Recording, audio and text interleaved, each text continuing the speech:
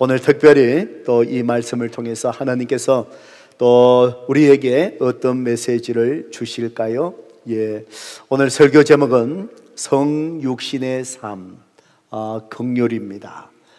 여러분, 오늘 성육신의 삶이 무엇인지, 또 긍휼, 하나님의 마음, 이 긍휼을 깊이 생각하시면서 정말 저와 여러분이 예수 그리스도를 주인으로 모시고 그분의 삶을 쫓아가는 그리스도의 제자로서 정말 주님처럼 성육신의 삶을 내가 살아가고 있는가?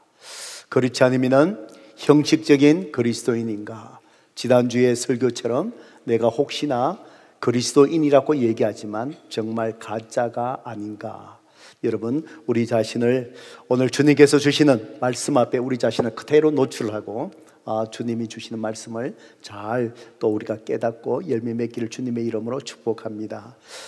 누가복음 6장 지난주까지 말씀은 6장의 말씀에 예수님께서 평지에서 많은 사람들을 가르친 설교의 말씀을 우리가 다 받았습니다.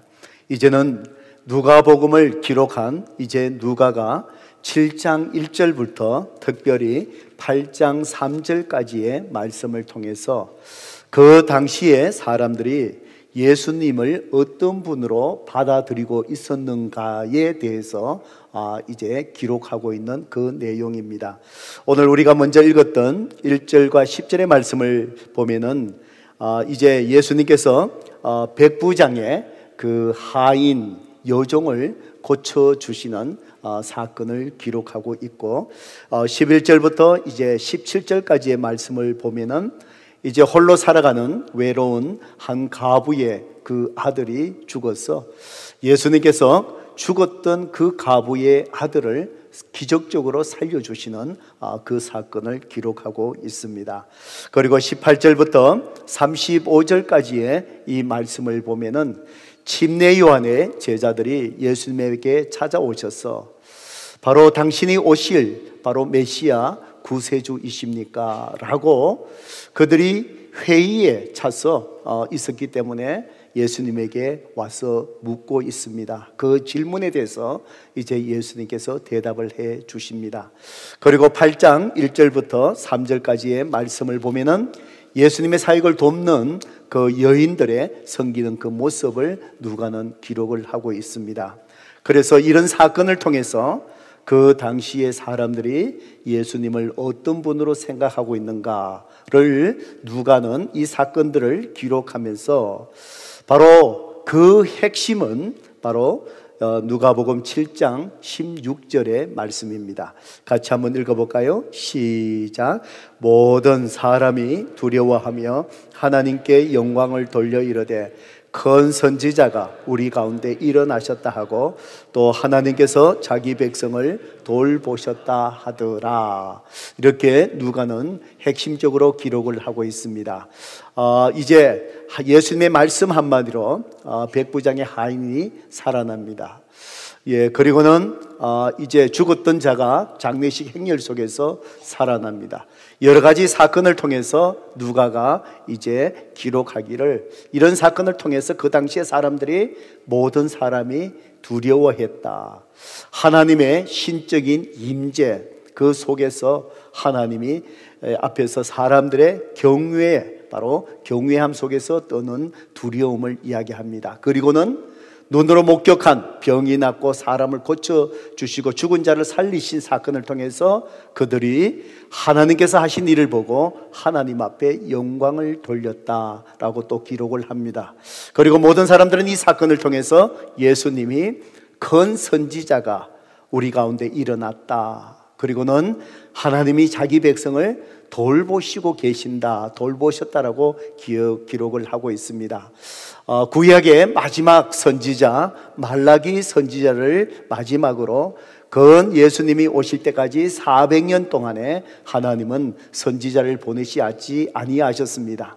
이제 침례 요한을 먼저 보내셔서 이제 예수님의 사역을 준비하시고, 그래서 근 400년 동안에 하나님께서 저들의 삶 속에 역사하신 것을 백성들이 경험하지 못하다가 바로 이 사건을 통해서 하나님이 우리 가운데 계셔서 우리를 돌보고 계시구나 라는 것을 이제 사람들이 깨닫기 시작했다라고 누가는 기록을 하고 있습니다. 그리고 이 말씀은 바로 그 당시에 사람들이 희미하게나마 바로 그들이 기다리고 있던 구세주 메시아가 바로 예수님이라는 사실을 조금씩 깨닫기 시작했다는 것을 암시하고 있습니다. 저는 이 본문의 오늘 말씀을 묵상하면서 저와 여러분이 이미 예수님을 구세주로 또 주인으로 영접하고 우리는 신앙의 삶을 여정을 살아가고 있습니다. 그렇다면은 그 당시 사람들이 예수님을 깨달은 것처럼 오늘 이 본문의 말씀을 통해서 오늘 저와 우리 모두에게 주님은 예수님의 어떤 분이신 것을 우리에게 깨닫게 하실까에 대해서 저는 말씀을 깊이 묵상하면서 또 여러분의 입장에서 또 주님이 깨닫게 하시는 것이 무엇일까를 생각하며 이 말씀을 보았습니다.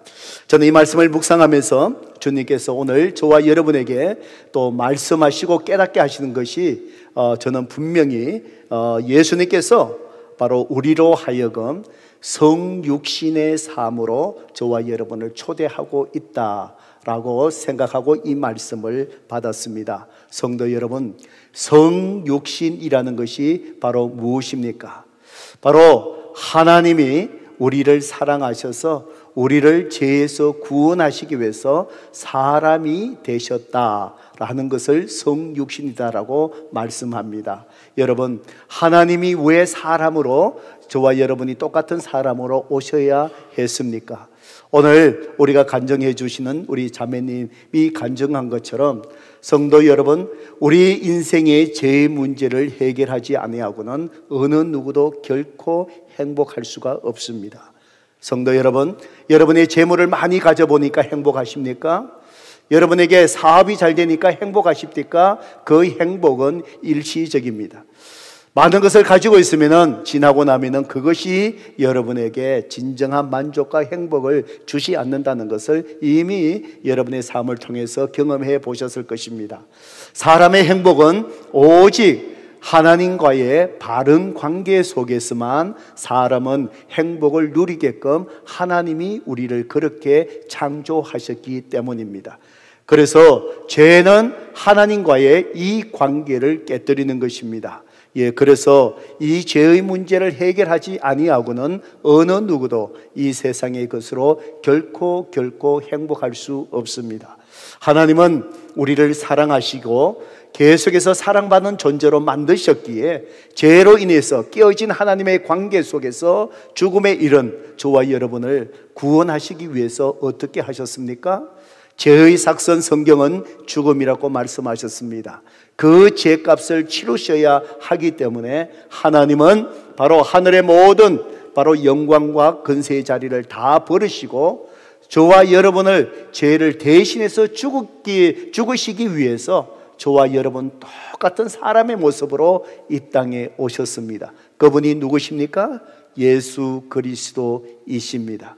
그래서 우리를 죄에서 구원하시고 그 죄값을 치르시기 위해서 하나님이신 분이 우리와 비천한 모든 하늘의 영광을 버리시고 비천한 인간의 모습, 우리의 삶의 자리로 오신 사건을 성육신이라고 그렇게 얘기를 합니다. 여러분, 그래서 성육신의 삶이라는 것은 바로 예수님이 우리를 구원하기 위하여 자기 자리를 떠나서 인간의 자리로 내려오신 것처럼 우리가 한 영혼을 구원하고 주님 앞에 인도하고 한 영혼을 사랑으로 섬기기 위해서 내가 있는 내 삶의 자리에서 머물며 사랑하는 것이 아니라 내 삶의 자리를 떠나서 그 사람의 삶의 자리, 그 위치로 내려가서 그분들을 사랑하고 주님 앞에 인도하는 삶, 이것이 성육신의 삶입니다. 오늘 이 본문의 말씀을 통해서 주님은 저와 여러분에게 이렇게 한 영혼을 주님 앞에 인도하고 그 영혼들을 잘 위로하고 세우기 위해서 주님처럼 이렇게 그 사람들의 삶 속에 내려가서 그 삶에 다가가서 그 사람들을 정말 사랑하고 이끌고 섬길 수 있는 성육신의 삶을 살아가야 한다라고 오늘 이 본문의 말씀을 통해서 우리에게 말씀하시는 것입니다. 몇 해 전에 캘리포니아에 있는 한 초등학교에 다니는 그 클래스에서 일어난 사건을 뉴스로 본 적이 있습니다. 한 캘리포니아에 있는 한 초등학교에 다니는 한 학생, 트래비스라는 한 학생이 그만 뇌종양 때문에 병원에 입원하게 되었습니다. 그래서 한 7, 8주 동안에 병원에 있으면서 방사선 치료를 받고 건강을 회복하게 되었습니다. 그런데 이 아이가 학교로 이제 다시 한 2달 후에 돌아가려는데 걱정이 생겼습니다. 왜냐하면은 방사선 치료를 받다 보니까 머리카락이 다 빠져버린 겁니다. 그래서 혹시나 이 머리가 빠진 민머리로 이렇게 학교에 갔을 때 클래스에 있는 친구들이 나를 놀리지 아니할까, 어린 마음에 그런 염려가 있어서 학교 개학하는 것이 참 돌아가는 것이 두려웠습니다. 그래서 두려운 마음으로 이제 머리에 또 가리기 위해서 모자를 쓰고 그렇게 이제 학교로 돌아갔습니다. 클래스에 문을 열고 들어갔습니다. 그런데 놀라운 일을 이 아이가 눈으로 목격한 것입니다. 바로 선생님을 포함해서 모든 학생들이, 자기의 친구들이 자기 머리를 완전히 깎고 민머리가 된 상태로 자기를 바라보고 있었습니다. 감동을 했습니다. 마음이 울컥했습니다. 정말 학교에 들어가면은 내 친구들이 내가 머리 없는 나를 어떻게 놀려댈까 걱정을 했는데 오히려 모자를 쓴 자기의 모습이 오히려 이상했습니다. 그래서 자기 모자를 벗었습니다. 모든 학생들이 바로 이 방사선 치료하고 돌아오는 이 아이의 불편한 마음, 그 마음을 위로하고 해주기 위해서 머리가 없는 그 아이의 그 위치로 여자 선생님과 모든 아이들이 그 아이의 머리 없는 상태, 이것이 바로 무엇입니까? 주님이 말씀하시는 성육신의 삶의 모습입니다. 그 아이를 위로하기 위해서 그 아이의 그 처지, 그 삶의 위치, 그 자리에 선생님도 긴 머리를 다 잘랐습니다. 아이들도 긴 머리를 다 잘랐습니다. 바로 그럼을 통해서 이 아이가 큰 위로함을 얻었던 것입니다. 성도 여러분, 성육신의 삶, 한 영혼을 사랑하고 한 영혼을 주님 앞에 인도하기 위해서 그분의 삶의 자리로 이렇게까지 머리를 깎는 것처럼 그 사람의 삶의 자리로 내려가는 것, 이 성육신의 삶은 영혼을 불쌍히 여기는 긍휼의 마음입니다.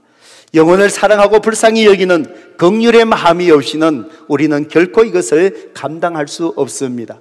영혼을 불쌍히 여기는 이 긍휼의 마음은 우리의 마음이 아니라 주님의 성품이고 주님의 마음이신 것입니다. 오늘 우리가 잘 아는 이 백부장의 하인이 살아났는 것, 그 다음에 죽은 자의 가부의 아들이 살아난 것, 병고침을 받은 것, 이것을 설교할 때에 백부장의 믿음에 대해서 우리는 많은 설교를 합니다. 그리고 가부의 아들이 살아난 것에 대해서 죽은 자도 살리시는 하나님의 주님의 능력에 대해서 많은 것을 설교합니다. 그래서 저는 이 본문의 말씀을 믿음의 관점으로 보지 아니하고 또 다른 관점에서 이제 주님이 말씀하여 주신 것은 성육신의 삶의 관점에서 주님은 새롭게 이 본문을 보게 해 주셨습니다. 성도 여러분, 오늘 주님께서 우리를 구원하시기 위하여 정말 하늘의 모든 영광 다 버리시고 천하고 비천한 저와 여러분과 같은 인간의 모습에 오신 성육신의 그 사건 삶, 오늘 주님은 저와 여러분이 그 은혜를 입은 자들이 오늘 또 다른 사람들을 주님 앞에 인도하고 영혼을 섬기기 위해서 이러한 성육신의 삶을, 하나님의 긍휼하심의 마음을 어떻게 드러내며 성육신의 삶을 살아가야 될 것인지 주님은 오늘 이 본문의 말씀을 통해서 우리에게 두 가지를 말씀해 주십니다. 성도 여러분, 우리는 어떻게 주님의 마음인 긍휼로서 사람들에게 삶의 자리로 내려가는 성육신의 삶을 살아낼 수 있겠습니까? 오늘 1절과 10절까지의 첫 사건을 통해서 주님은 말씀하십니다. 긍휼의 마음으로 성도 여러분, 나보다 더 못한 자, 나보다 더 못한 자, 하찮은 자를 귀하게 여기는 그 삶의 자리로 내려가는 것, 이것이 성육신의 삶의 모습이다라고 우리에게 말씀합니다. 오늘 누가복음 7장 1절에서 3절까지의 말씀 같이 한번 읽어볼까요? 읽어봅니다. 시작. 예수께서 모든 말씀을 백성에게 들려주시기를 마치신 후에 가버나움으로 들어가시니라. 어떤 백부장의 사랑하는 종이 병들게 죽었더니 예수의 소문을 듣고 유대인의 장로 몇 사람을 예수께 보내어 오셔서 그 종을 구해 주시기를 청한지라. 여러분, 로마 백부장의 하인, 섬기는 종이, 노예죠. 종이 병들었습니다. 죽게 되었습니다. 동일한 상황을 설명하고 있는 마태복음에 보면은 이 백부장의 하인의 병이 중풍병이었다라고 기록을 하고 있습니다. 정말 이 하인이 그렇게 나이가 많은 것은 아닌 것 같습니다. 본문의 정황을 보면은 젊은 하인이었던 것 같습니다. 그래서 이 백부장은 이 하인의 병, 죽게 될 이 하인의 병을 고치기 위해서 유대인의 지도자들, 장로들을 예수님께 보내서 오셔서 좀 고쳐주세요. 그러면서 이 유대인의 장로들이 얘기합니다. 사실 로마 백부장은 이 로마의 이 팔레스타인 땅을 정복한 자들이지요. 그러니까 유대인들이 좋아할 리가 없습니다. 그런데도 유대인의 장로들이 가서 얘기합니다. 이 사람은 우리 민족을 사랑하는 사람입니다. 우리의 회당을 짓는 데에 도움을 준 사람입니다. 그래서 예수께서, 당신께서 오셔서 이 하인의 병을 고쳐주셔야 합니다.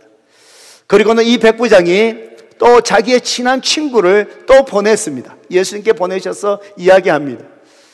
예수님, 오실 필요 없습니다. 그저 말씀만 하셔서 이 하인의 병을 고쳐주세요. 아마 이 백부장에게는 예수님에 대한 절대적인 믿음이 있었던 것 같습니다. 여러분, 왜냐하면은 또 백부장이 가졌던 마음 속에 배려하는 마음이 있었던 것 같아요. 이 유대인인 예수님이 이방인인 로마 이 백부장의 집에 오는 것이 예수님에게 부담이 될 수 있는 일이기에, 그래서 오시지 말고 나도 백부장으로 많은 100명의 부하를 거느리고 있는데 가라면 가고 오라면 오고 명령에 다 움직이는데 바로 당신께서 말씀하시면 오지 않아도 나을 수 있습니다. 오지 마셔요. 벗을 통해서 얘기합니다. 예수님께서 그가 말하는 그 믿음을 보고 놀라워하십니다. 어떻게 이런 믿음을 가지고 있는지. 아마 이 백부장은 예수님이 메시아인 것을 이미 그는 믿고 있었던 것 같습니다. 그래서 이 하인의 병을 말씀으로 이제 낫게 하셨습니다. 돌아가 보니까 벗들이 이미 하인의 병이 다 나아 있었습니다. 성도 여러분, 이 로마의 이 백부장은 자기의 하인을 살리기 위해서 바로 유대 장로들, 지도자들을 보내고 자기의 친한 친구들을 보내면서 이렇게 애를 썼습니다. 그런데 그저 백부장이 자기 하인을 이렇게 참 고치려고 애썼구나, 그 정도에 그치는 것이 아니라 그가 가졌던 그 마음이 무엇인지를 알려면은 그 당시에 백부장의 지위가 어떠한 것인지를 우리는 알 필요가 있습니다. 여러분, 이 백부장은 로마 군대에 있어서 최고의 가장 말단의 지휘관 중에서 엘리트들이었습니다. 바로 이 로마 백부장 100명을 다스리는 지휘관이 되려면 군대 생활을 적어도 15년을 착실히 해야만이 계속 승진하면서 백부장에 이를 수 있다는 것입니다. 그렇기 때문에 모든 군인들이 부러워하는 바로 그 자리가 이 백부장의 자리라는 것입니다. 어떤 의미에서 이 사람은 정말 모든 군인들이 꿈꾸는 그런 명예로운 자리에 그는 올라서 있던 그런 사람입니다. 그 반면에 그 당시에 하인이라는 삶, 종들은 어떤 존재였습니까? 바로 그 당시에 하인 종들은 물건을 사고 파는 것처럼 물건에 불과한 그런 사람들이었습니다.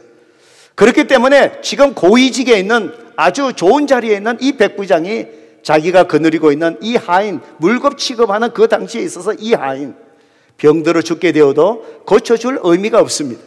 그냥 쓸모없이 용도가 없다면 그냥 물건을 버리듯이 버릴 수 있는 그 사람입니다. 그럼에도 불구하고 성경은 그 하인에 대한 백부장의 마음을 어떻게 기록합니까? 2절의 말씀을 보셔요. 어떤 백부장의 사랑하는 종이라고 얘기했습니다.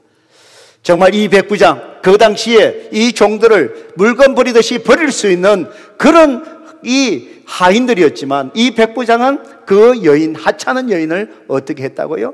정말 사랑했다라고 성경은 기록하고 있습니다. 아마 그 당시에 하인들, 노예에 대한 가지고 있던 생각과 완전히 다른 가치관을 가지고 있는 사람이 이 백부장이었던 것을 우리가 알 수 있습니다.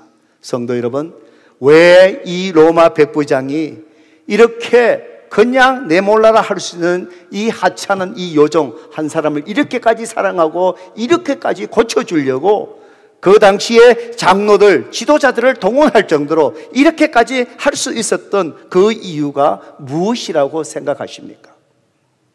그것은 바로 자기가 정복한 이 땅에 와서 백부장으로 있지만 그가 변화된 것은 바로 하나님의 말씀, 율법에 대한 감동 때문이었습니다. 그는 하나님 앞에 경건한 이방인이 되었습니다. 하나님 앞에 그가 감동되었기 때문입니다. 그래서 그 속에 하나님의 마음, 영혼을 불쌍히 여기는 긍휼의 마음, 그 마음이 그 속에 분명히 자리 잡고 있었기 때문에 그렇습니다.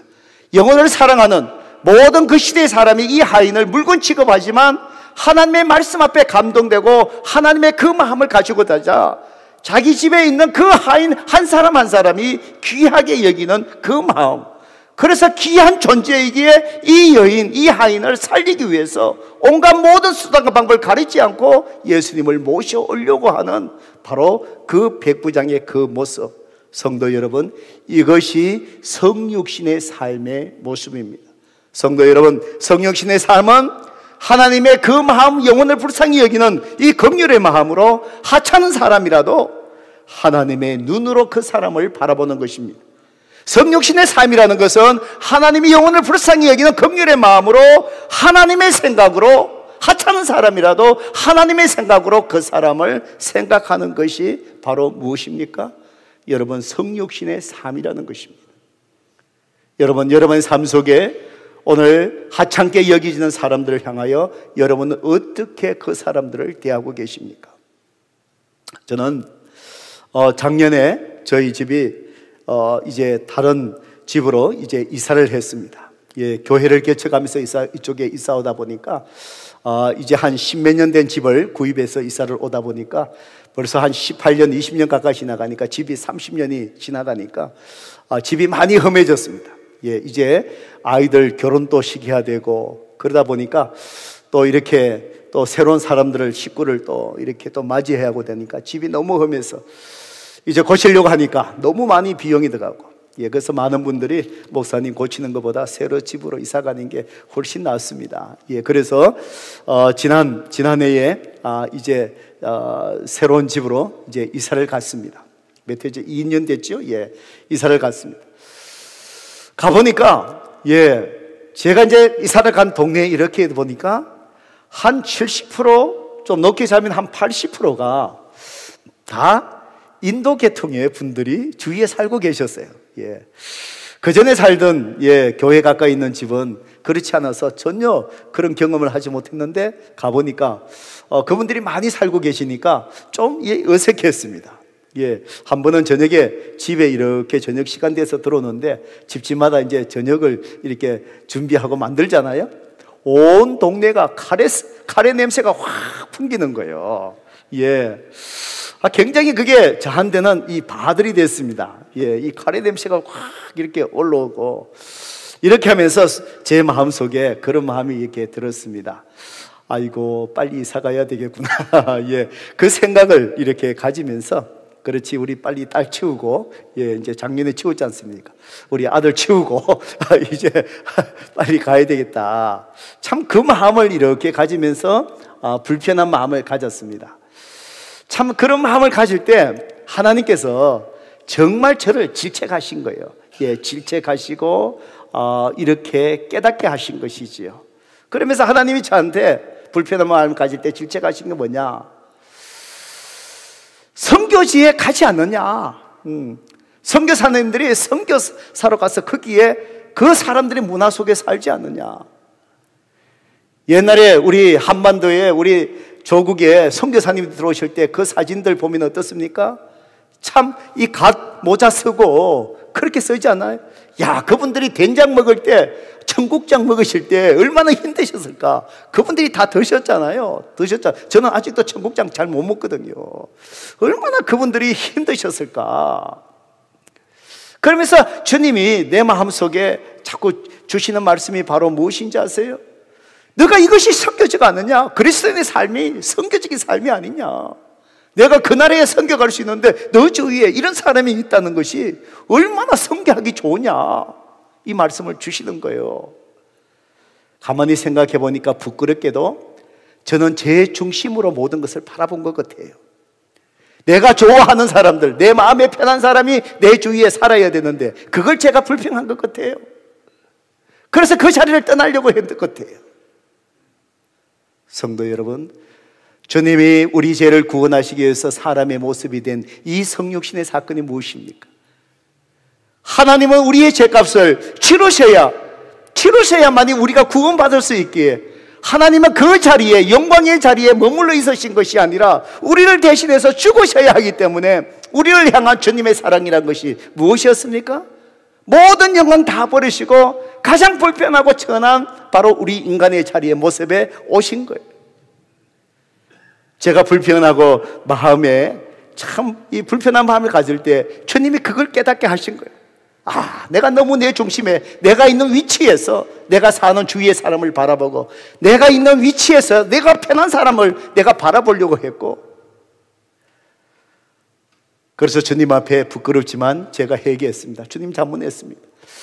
내가 내 눈에서, 내 위치에서 그 사람들의 삶 속에서 내가 들어가지 못하고 내가 목사로서 선교한다 그러면서 선교지를 간다 그러면서 내 위치에서 내 편한 사람을 제가 이렇게 골라서 바라봤거든요. 하나님 앞에 회개하고 제 마음을 돌리고 나니까 여러분, 저녁에 온 집에서 카레로 막 이 음식 짓는 그 냄새가 정말요, 그 냄새가 어느 날 갑자기 구수한 냄새로 다가오는 거예요. 카레 냄새가 제가 그렇게 좋은 줄 몰라요. 지금도 그 냄새가 훅 나면 카레 냄새가 나요. 저희 옆집에 사시는 분이 네팔에서 오신 분이에요. 네팔에서 오신 분. 젊은 층이 이제 아주 젊은 사람이 부부가 살면서 부모님을 모시고 사세요. 그분들에게 가끔 인사하면 영어 전혀 하지 못해요. 그러면서 제 마음속에 그런 거예요.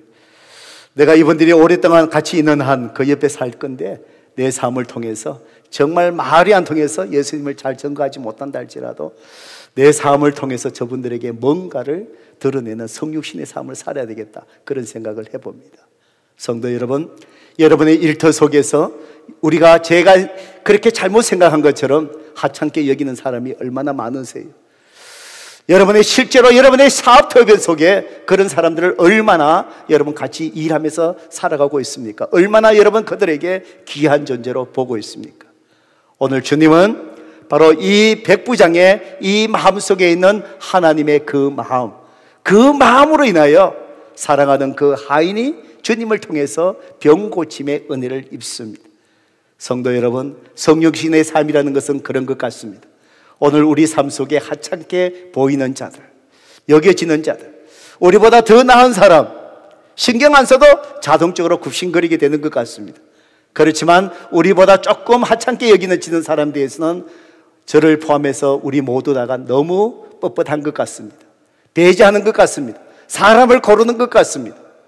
우리 그리스도인 삶은 주님은 백부장의 이 마음에 주님의 마음을 주신 것처럼 성육신의 삶, 하찮은 존재를 귀하게 여기며 주님의 그 긍휼하심을 드러낼 때 그 영혼이 주님을 만나는 은혜를 누리게 될 줄로 믿습니다.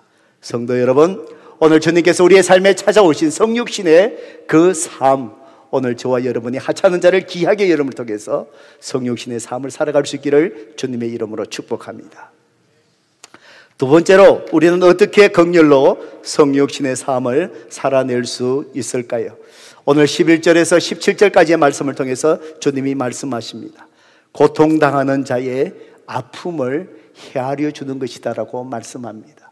고통당하는 자들, 슬픔을 당하는 자들, 여러분 7장 11절부터 13절까지 말씀 함께 읽어볼까요? 읽어봅니다. 시작. 그 후에 예수께서 나인이란 성으로 가실새 제자와 많은 무리가 동행하더니 성문에 가까이 이르실 때에 사람들이 한 죽은 자를 메고 나오니 이는 한 어머니의 독자여 그의 어머니는 가브라. 그 성에 많은 사람도 그와 함께 나오거늘 주께서 가브를 보시고 불쌍히 여기사 울지 말라 하시고, 예수님께서 이제 가버나움에서 나인이라는 지역으로 갔습니다. 한 25마일 정도 떨어진 곳이라고 추정을 합니다. 아마 여기에서 아마 된통 갈 정도 거리가 되겠죠. 그래서 성 안으로 들어가려고 하는데 성 안에서 바깥으로 나오는 장례 행렬이 있었습니다. 그런데 그 죽은 사람이 누구일까요? 홀로 살아가는, 외롭게 살아가는 한 가부의 바로 독자였다라고 성경은 기록하고 있습니다. 아마 이 어머니가 이 아이를 남편처럼 의지하고 살았을 거예요. 힘들게 살아가는데 그만 이 아들이 죽어버렸어요. 그리고 이 아이를 장례하기 위해서 이제 장례 행렬이 나오는 거예요. 아마 그 슬픔이 얼마나 컸겠습니까? 아마 사람들이 아무것도 보이지 않잖아요. 그 앞에 예수님의 무리들이 오는 거 보이지 않을 거예요. 오직 죽은 자기 아들의 슬픔 속에서 정말 통곡을 하면서 성 밖을 나오고 있는 것이지요. 13절의 말씀 한번 보실래요? 13절에 예수님께서 주께서 가부를 보시고 어떻게 해요? 불쌍히 여기셨다. 성도 여러분, 이것이 불쌍히 여기는 마음, 긍휼의 마음이에요. 이 불쌍히 여기는 그 마음이 뭔지 아세요? 창자가 끊어지는 아픔을 이야기합니다. 유대인의 감정은 창자에 있다라고 그렇게 유대인들은 여깁니다. 우리가 애간장이 녹는다 그런 표현을 많이 쓰잖아요. 유대인의 감정은 창자에 있는데 이 불쌍히 여기는 이 마음은 바로 뭐냐? 예수님이 창자가 끊어지는 그 아픔을 느꼈다는 것이지요. 성도 여러분, 이것이 주님의 마음입니다. 주님의 마음입니다. 성도 여러분, 여러분은 고통당하는 자들, 어려움이 있는 자들, 그 사람들 향하여 어떤 마음을 가집니까? 정말 주님처럼 내 마음의 고통과 그 아픔을 정말 느끼십니까? 저는 중보기도방에 많은 기도의 제목들을 올려고 또 누구를 위해서 기도할 때마다 간혹 저는 이런 표현을 씁니다. 정직하게 기도해 주십시오. 그리고 그분들에게 얘기할 때마다 저는 이렇게 합니다. 그냥 기도하겠습니다라는 표현을 보다도 하나님 앞에 정직한 마음으로 기도하겠습니다 라는 말을 씁니다. 왜 그렇습니까? 우리가 사람들이 아프고 힘들고 어려울 때마다 그저 인사치레로 하는 말이 기도하겠습니다. 성도 여러분, 솔직히 여러분 자신을 한번 돌아보세요. 기도하겠습니다라고 얘기했을 때 얼마나 여러분은 그 사람의 아픔을 헤아리며 그 고통을 느끼면서 정말 마음을 당하여 그 아픔으로 그 사람을 기도해 보셨습니까? 많은 경우에 그냥 그 치료에 인사치레로 하는 말이 기도하겠습니다. 기도하겠습니다. 모르긴 해도 그렇게 말하고 기도하지 않는 사람이 하는 사람보다 더 많지 않을까, 그런 생각을 해봅니다. 오늘 성육신의 삶, 주님의 마음은 뭘까요? 아들이 죽어서 나오는 그 사람을, 그 가부를 바라볼 때 주님이 느꼈던 불쌍히 여기는 마음, 창자가 끊어지는 그 고통의 마음, 그 마음을 주님은 가지시고 그 여인을 향해서 뭐라고 말씀하시지요? 울지 말라, 울지 말라. 성도 여러분, 울지 말라, 울지 말라. 고통 속에서 울고 있는 자에게 울지 말라라고 말할 수 있는 사람은 그 여인의 그 아픔을 느끼지 못한 자는 결코 이 말을 할 수 없는 거예요. 그 고통을 느끼지 못한 자가 울지 마세요, 그 말은 공허한 메아리예요. 아무런 위로가 되지 못해요. 주님이 이렇게 말씀하실 수 있었던 것은 바로 뭘까요? 이 여인의 큰 눈물을 보고 주님은 창자가 끊어지는 고통, 그 긍휼의 마음, 불쌍히 여기는 마음이 느껴지니까 울지 마라, 울지 마라. 여러분, 이 여인은 주님 앞에 아무것도 구하지 않았습니다. 자기 자식을 살려달라고 매달리지도 않았습니다. 그저 슬픔 속에 눈물이 앞을 가리고 지금 울고 있는 이 여인인 거예요. 그런데 예수님께서 이 아들의 간을 만지시고 일어나라, 죽었던 아이가 다시 살아나는 기쁨, 그 은혜를 이 여인이 입었던 것, 살려달라고 애원하며 구했기 때문이 아니라, 믿음이 있어서 그런 것이 아니라, 이 아들이 살아난 것은 오직 무엇 때문일까요? 이 여인의 눈물을 보고 불쌍히 여기시는, 창자가 끊어지는 고통의 아픔을 느끼시는 주님의 오직 긍휼하신 주님의 그 마음, 성품 때문이 아니었겠습니까? 성도 여러분, 그렇습니다.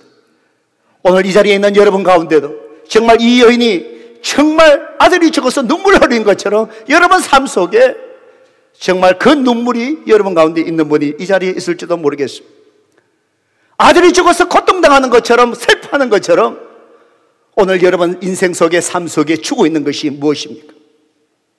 눈가에 눈물 맺힌 것이 무엇입니까? 여러분의 소망이 죽어 있습니까? 사랑과의 관계가 죽어 있습니까? 아니면 지금 살아가고자 하는 그 열정이 죽어 있어서 마지못해서 하루하루를 살아가는, 체념된 상태에서 살아가는 그 모습이 여러분 가운데 있으십니까?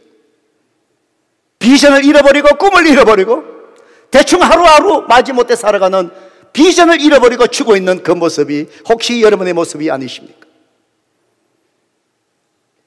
오늘 이 시간 여러분의 마음을 주님 앞에 여시기를 바랍니다. 주님은 여러분의 그 아픔과 고통을 정말 불쌍히 여기시는 긍휼의 하나님이십니다. 바로 주님께서 바로 여러분의 그 울음을 오늘 이 시간에 멈추게 하실 것입니다. 여러분의 눈물을 씻어주실 것입니다. 오직 여러분의 그 아픔과 눈물을 주님 앞에 가시고 마음을 내려놓고 여시기를 바랍니다. 예수 그리스도께서 여러분의 눈물을 멈추게 하실 분은 주님밖에 없습니다. 예수님만이 여러분을 웃게 하실 것입니다. 오늘 저와 여러분의 삶 속에 주님의 이 마음을 가지고 고통당하는 자들, 눈물 흘리는 자들, 바로 그들 곁에 다가갈 때 우리가 아니라 우리 속에 있는 주님의 긍휼의 그 마음, 그 마음이 그 사람들을 위로하게 하실 줄로 믿습니다. 저는 이제 목회 생활에 경륜이 쌓여가다 보면은 가끔 제 자신의 목회가 무엇인지를 다시 한번 생각을 해봅니다. 목회가 무엇일까? 목회가 무엇일까?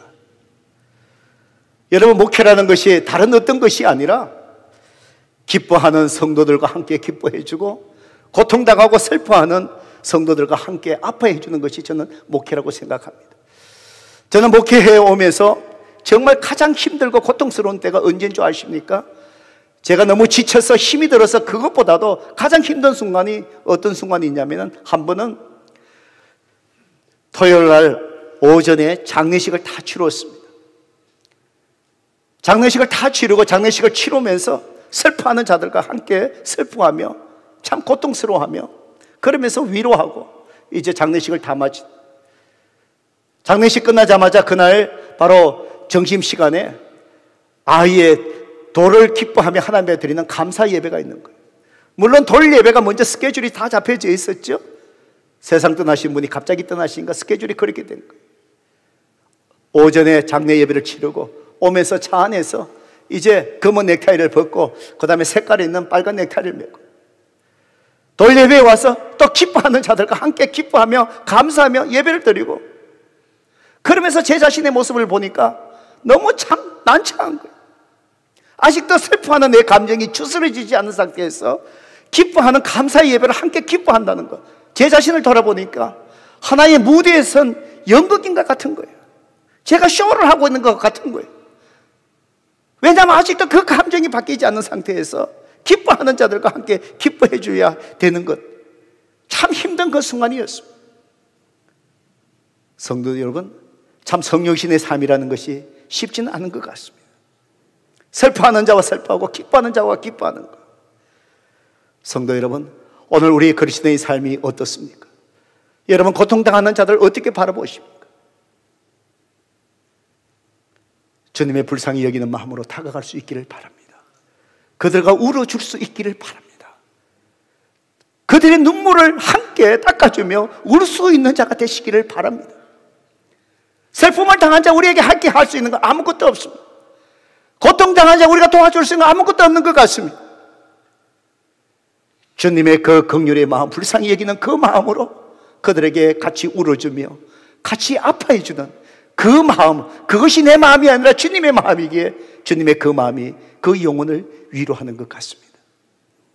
성도 여러분, 오늘 우리는 구원받은 하나님의 백성으로서 이 성육신의 삶, 바로 이 삶을 우리는 살아내어야 합니다.